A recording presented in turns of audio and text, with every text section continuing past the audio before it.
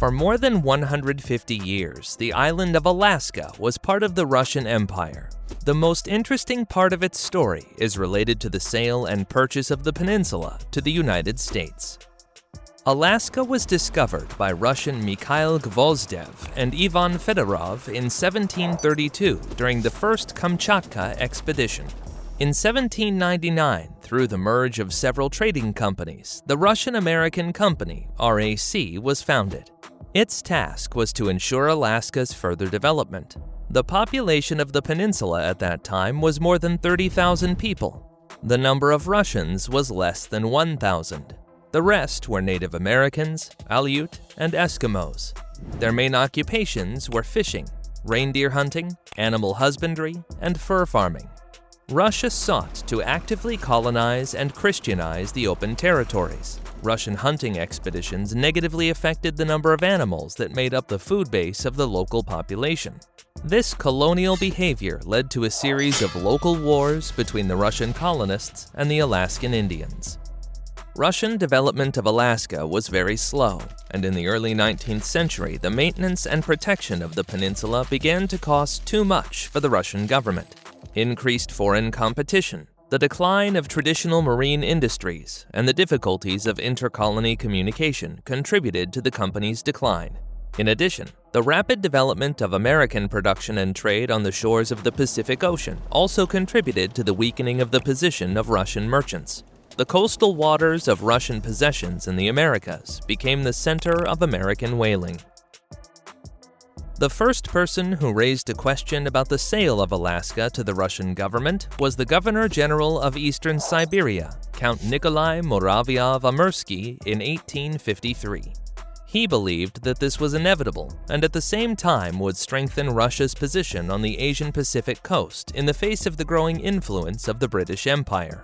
Russian-British relations were openly hostile as both countries struggled to strengthen their influence in the Balkans and in West and Central Asia. At the same time, the United States, wishing to prevent the occupation of Alaska by the British Empire, sent Russia in 1854 an offer to sell all the Russian-American holdings for $7,600,000, currently about $470 million US. In the same year, an agreement was signed but did not enter into force because the British Hudson Bay Company, which controlled the adjacent to Alaska Canadian territories, made a better offer to Russian shareholders. However, the Russian authorities, of course, did not support this decision of RAC. At that time, the Crimean War was underway, in which the Russian Empire was opposed by a coalition of states within the United Kingdom, France, and the Ottoman Empire. Russia suffered a sensitive defeat and territorial losses in this conflict. The losses in land and sea battles demonstrated the backwardness of the Russian fleet, the Russian Navy, and the Romanov Empire's inability to compete on an equal footing with the advanced European states.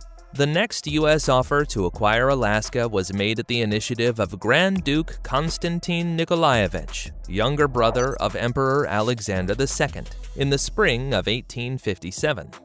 The issue was actively studied on both sides, but due to the American Civil War, real negotiations began only in 1866. The reason for the resumption of negotiations was the returning of the Russian ambassador, Edward de Stockel, in Washington, to St. Petersburg in October 1866. Together with Grand Duke Konstantin Nikolaevich and the finance minister of the Russian Empire, Michael von Reutern, he convinced Foreign Minister Gorchakov to sell these territories. In their opinion, Russia was not able to hold on to North American possessions in case of war, and the transfer of the U.S. colonies would contribute to the improvement of relations between the two countries. Also, Russia could focus on the settlement of the Far East and the Amur region. In December 1866, at a special meeting of the Russian government, it was decided to sell the Russian possessions in North America.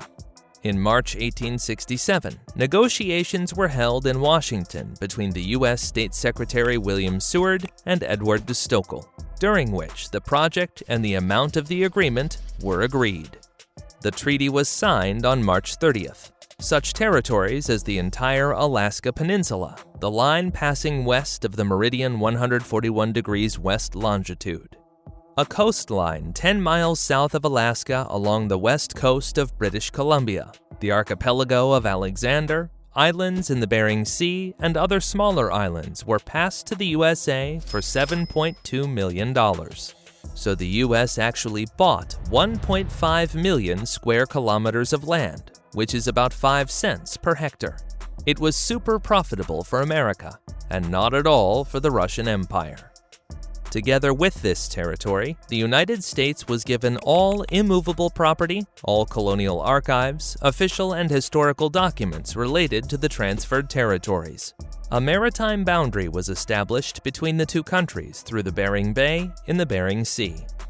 The U.S. Senate, with 37 votes for and 2 against, supported the agreement on the acquisition of Alaska. On October 18, 1867, at 3:30 p.m. on board the American sloop Ossipee in the port of New Archangel, now Sitka, Alaska was officially transferred to the U.S. 1 year later, the United States House of Representatives decided to allocate the funds required under the contract. On 1 August 1868, the Russian envoy to Washington, Baron Eduard de Stoeckle, who had been negotiating for a long time on behalf of the emperor, received from the United States a check for treasury bonds sent to London. The loss on the exchange rate difference for pounds was about $1.5 million. The rest was used to purchase equipment for the Russian railway. The acquisition of Alaska did not generate much enthusiasm in the United States, where the Civil War had just ended. But after the discovery of large deposits of gold and natural mineral resources in Alaska in the 1890s, the purchase became the major achievement of President Andrew Johnson's administration.